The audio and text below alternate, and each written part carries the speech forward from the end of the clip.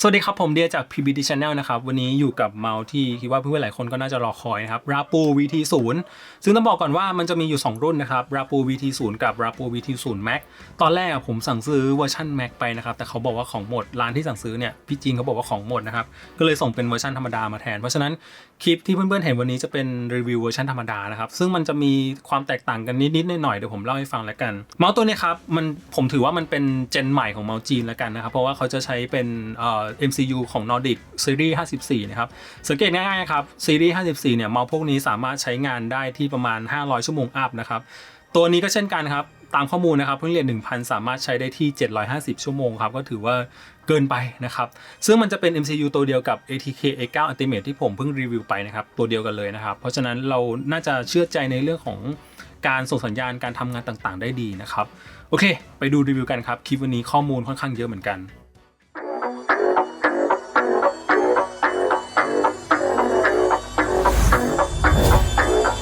โอเคครับไปไวๆเลยแล้วกันนะหน้าตาตัวกล่องครับ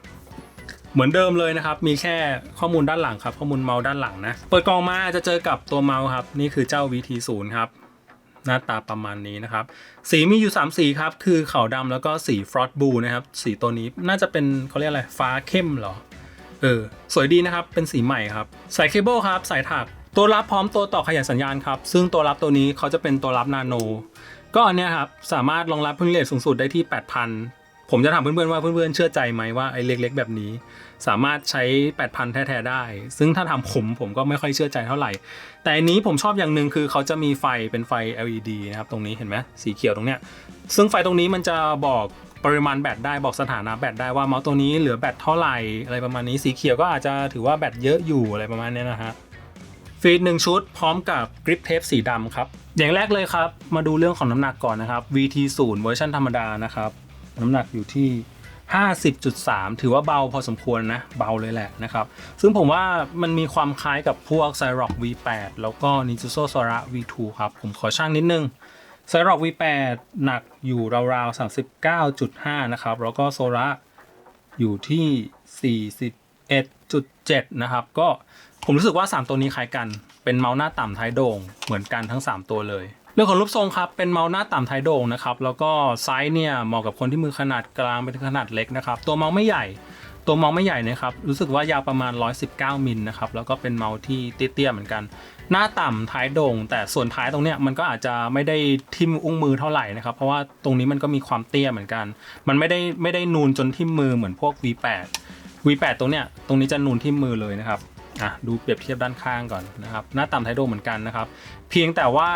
เจ้า VT ตรงนี้จะกว้างมากนะครับถ้าเกิดเราดูลายเส้นใน Euroshape ครับอันนี้เปรียบเทียบกับ V8 ถ้าเราดูภาพเนี่ยครับสำหรับผมไม่รู้ว่าเพื่อนๆคิดยังไงนะแต่ผมรู้สึกว่ามันมีความคล้ายๆกันเลยว่ะลายเส้นมันคล้ายๆกันเลยว่ะแต่พอมาดูของจริงผมรู้สึกว่ามันไม่ใช่ว่ะพอมาดูของจริงมันน่าจะเป็นหน้าต่ำท้ายโด่งเหมือนกันแต่ความแคบส่วนตรงกลางนะครับต่างกันอย่างสิ้นเชิงนะครับ VT0 นะครับมีความกว้างอยู่ที่ราวๆ 60.2 นะครับซึ่งถือว่ากว้างนะส่วน V8 ครับจะมีความแคบมาก V8 อยู่ที่ประมาณ 56.9 ประมาณ 57 นะครับต่างกันประมาณ3มิลเลยนะครับเพราะฉะนั้นผมมีความรู้สึกว่าถ้าเกิดใครที่จับแบบ aggressive claw ชอบจิกตัวเมาส์V8 จะดีมาก V8 จะเหมาะมากเพราะว่าตรงกลางแคบมันจะจิกตัวเมาส์ได้ดีแต่ VT0 ตรงเนี้ยมันมีความกว้างมันก็จะได้เรื่องของความมั่นคงได้เรื่องของความนิ่งความสมดุลรู้สึกว่ามันอาจจะจิกไม่ดีเท่า V8 แต่ก็ได้เรื่องของความนิ่งความสมดุลมาแทนนะครับอันนี้คือความแตกต่างกันแต่โดยรวมเป็นเมาส์ไซส์เล็กเหมือนกันนะครับหน้าต่ำท้ายโด่งเหมือนกันแต่ความกว้างต่างกันพอสมควรซึ่งสิ่งนี้นะครับผมจะสื่อว่าถ้าเกิดเราดูลายเส้นใน Euroshape มันสังเกตว่ามันก็อาจจะดูคล้ายๆกันดูเหมือนกันเลยแต่พอมาดูของจริงมันก็มีความต่างกันพอสมควรเพราะฉะนั้นเราจะดูแค่ลายเส้นใน Euroshape ไม่ได้นะครับถ้าเกิดเราได้ดูของจริงก็จะรู้เลยว่ามันไม่เหมือนกันนะส่วนอีกตัวหนึ่งครับอันนี้ขอเปรียบเทียบกับ Sora V2 สังเกตว่าก็มีความคล้ายๆกันเหมือนกันนะครับหน้าต่ำท้ายโด่งเหมือนกันมีความกว้างคล้ายๆกันนะครับเรื่องของตัวเลขยาว119มิลเท่ากันนะครับสูง38มิลเท่ากันแต่ความกว้างนะครับเจ้า VT0 จะมีความกว้างกว่าเดี๋ยวผมขอวัดอีกสักทีหนึ่งเมื่อกี้ลืมแล้วความกว้างนะครับอยู่ที่ประมาณ 59.8 นะครับส่วน Ninjaso Sora V2 อยู่ที่ประมาณ 58.4 ครับก็นั่นแหละ Soraมีความแคบกว่านิดๆนะครับแต่โดยรวมคล้ายๆกันเลยทรงคล้ายๆกันเลยนะครับด้านหน้าต่ำเหมือนกัน ด้านท้ายโด่งเหมือนกันนะครับเพียงแต่ว่า VT0 กว้างกว่านิดๆก็จะได้เรื่องของความมั่นคงกว่านิดๆนะครับการจับก็น่าจะเหมาะกับการจับแบบคอกริปแหละเพราะว่าเป็นเมาส์หน้าต่ำท้ายโด่งนะครับแล้วก็ Aggressive Core Relax Core คอทุกรูปแบบจับได้หมดนะครับเพราะว่าส่วนนี้มันมีความนูนแต่ไม่มากนะครับมีความนูนที่อุ้งมือพอสมควรนะครับแต่ก็ต้องบอกก่อนว่าตัวเมาส์มันมีความสั้น119มิลผมถือว่าสั้นนะใครที่มือใหญ่อย่างผมนิ้วใหญ่นิ้วยาวอย่างผมนะครับอาจจะต้องหดนิ้วนิดนึงก็อาจจะเมื่อยนิดนึงแหละพื้นผิวก็มีการเคลือบมาแหละแต่ไม่แน่ใจชื่อเทคโนโลยีครับแต่โดยรวมไม่ลื่นนะครับไม่ลื่นมีความฝืดดีพลิกมาด้านล่างนะครับเจอที่เก็บนี้แล้วผมระเบื่อมากเลย ก็นั่นแหละตรงนี้เป็นแม่เหล็กนะครับไม่รู้จะใส่มาทำไมเหมือนกันแล้วก็ตรงนี้ครับเขาจะเป็นสวิตช์เปิดปิดแล้วก็ปุ่มสีม่วงตรงนี้ครับอันนี้ผมชอบมากตอนแรกนะครับผมนึกว่าเป็นปุ่มปรับเปลี่ยน DPI ผมก็กดไปDPI ไม่เปลี่ยนว่ะสรุปแล้วจริงๆปุ่มนี้มันเป็นปุ่มธรรมดาเป็นปุ่มเปล่าๆเลยเพื่อนๆจะต้องไปเซตค่าในซอฟต์แวร์นะครับว่าจะให้ปุ่มนี้ทำงานยังไงซึ่งแน่นอนเราสามารถเซตมาโครได้ที่ปุ่มนี้นะครับจะให้ปุ่มนี้เป็นปุ่มเปิดเพลงจะให้ปุ่มนี้เป็นปุ่มอะไรสามารถเซตได้หมดเลยนะครับซึ่งอันนี้ผมถือว่าชอบนะเพราะว่าถ้าเกิดเป็นเมาส์ทั่วไปอ่ะมันก็จะเป็นปุ่มเปลี่ยน DPI ใช่ไหมซึ่งเราก็คงจะไม่ได้เปลี่ยนบ่อยๆใช่ไหมเพราะฉะนั้นปุ่มนี้มันสามารถมีประโยชน์อันอื่นได้มากกว่านี้อีกงานประกอบจริงๆราปูเป็นแบรนด์ที่งานประกอบดีนะครับไม่กระจอกเลยแต่ตัวนี้นะครับมีเสียงอิดเอียดนิดนึงไม่ค่อยแน่นเท่าไหร่ด้านข้างนะอันนี้คือที่ผมเจอนะผมถือว่างานประกอบยังไม่โอเค 100% นะครับมันจะมีความเนี่ยกาวมันจะไม่ค่อยติดเท่าไหร่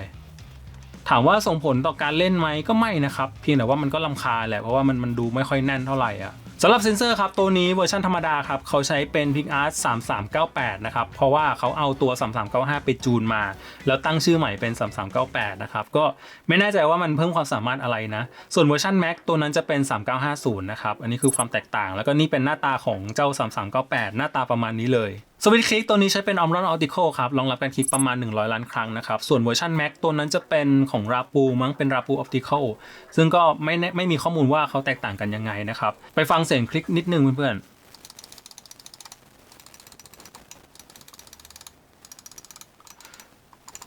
ใช้แรงน้อยมากคือมันเป็น Omron Optical แหละใช้แรงไม่เยอะอยู่แล้วนะครับแล้วก็เด้งดีมาก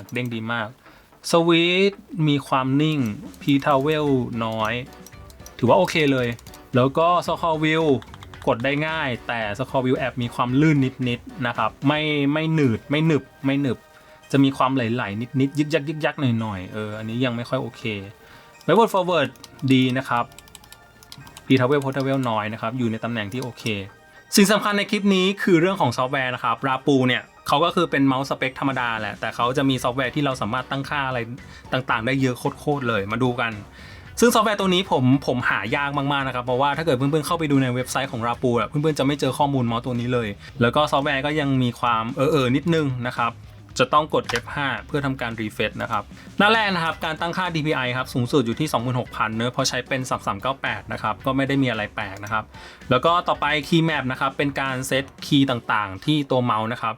ตรงนี้ครับ DIY key ที่ผมบอกอะปุ่มม่วงๆตรงนี้นะครับเราสามารถเซตเป็นอะไรก็ได้นะครับเซตเป็นคลิกซ้ายคลิกขวายังได้เลยซึ่งอันนี้ผมชอบมากนะครับแล้วก็อยากจะให้มีในเมาส์ตัวอื่นเหมือนกันซึ่งผมก็เซตเป็นเปลี่ยน DPI แหละนะครับจะต้องมาเซตก่อนนะถ้าเกิดค่าจากโรงงานเนี่ยมันจะไม่ได้เซตอะไรมาเลยนะครับจะต้องเข้าซอฟต์แวร์มาเซตก่อนแถบ performance ครับอันนี้ไฮไลท์เลยนะครับเราสามารถเลือกโหมดการทำงานของตัวเมาส์ได้6โหมดนะครับคือตรงนี้ครับจะเป็นpunch rateนะครับสูงสุดอยู่ที่ 8,000 นะครับแล้วเขาก็จะมีคำนวณชั่วโมงการใช้งานมาด้วยนะครับแล้วก็ตรงนี้ RF strategy นะครับคือ adaptive คือตัวเมาส์อาจจะมีการปรับเปลี่ยนไปตามแบบสมมุติถ้าเกิดเราไม่ได้ใช้งานเมาส์ตัวเมาส์ก็จะประหยัดพลังงานนะครับหรือว่าถ้าเกิดเราเลือกเป็น maximum ก็คือตัวเมาส์จะมีการทำงานสูงสุดตลอดเวลาไม่มีการประหยัดพลังงานนะครับก็ตรงนี้มาเลือกได้ผมปรับเป็น adaptive ก่อนโหมดแรกนะครับคือโหมดออฟฟิศนะครับก็คือโหมดทำงานนั่นแหละนะครับซึ่งเขาจะล็อกpunch rateไว้แค่125กับ250นะครับส่วนโหมดต่อไปเป็นโหมดบาลานซ์นะครับก็ตัวเมาส์ก็อาจจะมีประสิทธิภาพที่ดีมากยิ่งขึ้นแต่ก็ยังคงความประหยัดพลังงานอยู่นะครับตัวนี้จะล็อกpunch rateสูงสุดไว้แค่ 1,000 นะครับถ้าเกิดใช้ 2,000 จะไม่ได้แล้วนะครับก็จะล็อกไว้ที่ 1,000 สามารถใช้ได้ที่ประมาณ640ถึง660ชั่วโมงนะครับโหมดต่อไปครับโหมดไฟล์ครับก็เหมาะกับการเล่นเกมมากขึ้นนะครับตัวเมาส์ก็อาจจะมีค่าคลิกสแกนเรทที่มากขึ้นนะครับแล้วก็punch rateนะครับสามารถใช้สูงสุดได้ที่ 2,000 นะครับแล้วก็ Hypercore ก็จะมีความจริงจังเกมมิ่งมากขึ้นนะครับก็สามารถเลือก frame rate ได้ที่ 2,000 แล้วก็ 4,000 นะครับต่อไปครับ Gaming Hypercore ก็อาจจะตัวเมาส์ก็อาจจะโหดกว่าเมื่อกี้นิดนึงนะครับมีค่าอะไรต่างๆที่โหดขึ้นกว่านี้นิดนึงนะครับแล้วก็ frame rate สามารถใช้ได้ที่ 8,000 ด้วยนะครับแล้วก็ต่อไปโหมดสุดท้ายครับ Fury Gaming อันนี้ก็จะเปิดทุกอย่างหมดนะครับมีค่า scan rate ที่สูงสุดนะครับมีค่า latency ที่ต่ำที่สุดนะครับคือจะทำให้ตัวเมาส์มีประสิทธิภาพสูงที่สุดนะครับแล้วก็สามารถรีด frame rate สูงสุดได้ที่ 8,000 นะครับสามารถใช้งานได้ที่ประมาณ 70-80 ชั่วโมงนะครับอันนี้ก็เป็นขั้นสูงสุดแล้วซึ่งผมคิดว่าไอ้พวกนี้มันน่าจะเป็นลูกเล่นมากกว่าเป็นลูกเล่นเหมือนที่แบบที่เราเคยเจอในเมาส์ตัวอื่นๆนะถ้าเกิดกดเป็นเทอร์โบโหมดตัวเมาส์ก็อาจจะมีค่าอะไรต่างๆที่โหดขึ้นแต่ก็อาจจะกินแบตมากขึ้นแต่อันนี้อาจจะแยกย่อยให้เราสามารถปรับได้เห็นภาพมากขึ้นซึ่งอันนี้ผมถือว่าเจ๋งนะแล้วก็อยากจะเห็นสิ่งพวกนี้ในเมาส์เกมมิ่งจากจีนตัวอื่นเช่นกันก็อย่างที่บอกครับตัวนี้มันเป็นเวอร์ชันธรรมดานะครับแต่ถ้าเกิดเพื่อนๆใช้เวอร์ชัน Mac หรือว่าสามารถหาซื้อได้นะครับเพื่อนๆจะมีแถบเพิ่มขึ้นมานะอีกแถบหนึ่งซึ่งแถบตรงนี้ครับมันจะเป็นแถบค่าสแกนเรทคลิกนะครับเป็นคลิกสแกนเรทซึ่งผมก็ยังไม่ค่อยเข้าใจการทำงานของเขาเหมือนกันว่ามันทำงานยังไงนะครับซึ่งเราสามารถปรับได้ที่ 1,000 ถึง 8,000 เลยก็ผมคิดเอาเองนะน่าจะแบบตัวเมาส์อาจจะแบบคลิกได้เร็วขึ้นส่งสัญญาณได้เร็วขึ้นเวลาใช้ 8,000 นะอาจจะแบบส่งสัญญาณได้เร็วขึ้นมีค่า latency ที่ต่ำมากๆอะไรประมาณนี้ซึ่งตรงนี้มันก็เป็นคำถามของผมเหมือนกันแล้วก็ยังไม่เคยใช้งานเหมือนกันว่ามันจะมีความแตกต่างกันยังไงซึ่งสิ่งนี้จากประสบการณ์ของผมก็คิดว่ามันก็อาจจะเป็นลูกเล่นทางการตลาดเหมือนกันนะคือเราสามารถปรับได้จริงแหละมันเป็นสแกนเรท 8,000 ก็จริงแหละแต่มันจะส่งผลต่อการเล่นของเราขนาดนั้นไหมก็ไม่รู้เหมือนกันให้คำตอบไม่ได้เหมือนกันเพราะว่าก็ยังไม่เคยใช้เหมือนกันแล้วก็จริงๆทางราปูเขาก็มีเครื่องมือวัดเหมือนกันนะครับแต่เราก็มันก็อาจจะเป็นความแตกต่างเพียงเสี้ยววิผมคิดว่ามันคงคล้ายๆกับพุ่งเลท 1,000 กับ 8,000 แหละถามว่ามันเห็นผลชัดขนาดนั้นไหมส่งผลต่อการเล่นขนาดนั้นไหมมันก็แล้วแต่คนนะแถบต่อไปครับพารามิเตอร์ก็เป็นพวกเซตค่าเซนเซอร์นะครับ motion sync liner correction waveform นะครับก็มากดติ๊กตรงนี้แล้วก็ lift of distance ครับสามารถปรับเพิ่มได้ทีละ 0.1 อันนี้ดีมากซึ่งถ้าเกิดเป็นเวอร์ชัน Mac นะครับเราสามารถปรับได้ที่ 0.7 ด้วยนะครับอันนี้ก็เริ่มที่1นะครับแล้วก็ตรงนี้ครับ glass hacking สำหรับคนที่ใช้กับแผ่นกระจกนะครับแต่ตรงนี้เขาเขียนว่าสำหรับเวอร์ชัน Mac นะครับ3950นะครับแล้วก็ตรงนี้ sensor angle นะครับสำหรับคนที่ชอบเอียงเมาส์ซึ่งผมก็ไม่แนะนำให้ปรับนะครับอีกหนึ่งไฮไลท์คือตรงนี้ครับ key debug delay นะครับผมคิดว่าน่าจะเป็นพวก debug time แหละนะครับแต่เราสามารถเซตแยกได้นะครับระหว่างค่ากดแล้วก็ค่ายกซึ่งสิ่งนี้ก็เป็นอีกหนึ่งสิ่งที่เป็นคำถามสำหรับผมเหมือนกันว่ามันทำงานยังไงมันใช้งานได้จริงไหมนะครับซึ่งเราสามารถปรับได้ตั้งแต่0ถึง32นะครับแล้วก็อันนี้ครับเป็นสิ่งที่ผมเปรียบเทียบนะครับระหว่าง2กับ32นะครับว่ามันมีความแตกต่างกันยังไงมันคลิกเร็วขึ้นไหมมันส่งสัญญาณเร็วขึ้นไหมถ้าถามผมไม่รู้สึกผมลองแล้วนะครับผมรู้สึกว่ามันไม่รู้สึกแล้วก็ไม่ได้ส่งผลต่อการเล่นอะไรเลยนะครับซึ่งไอ้ค่ากดค่ายกเนี่ยมันก็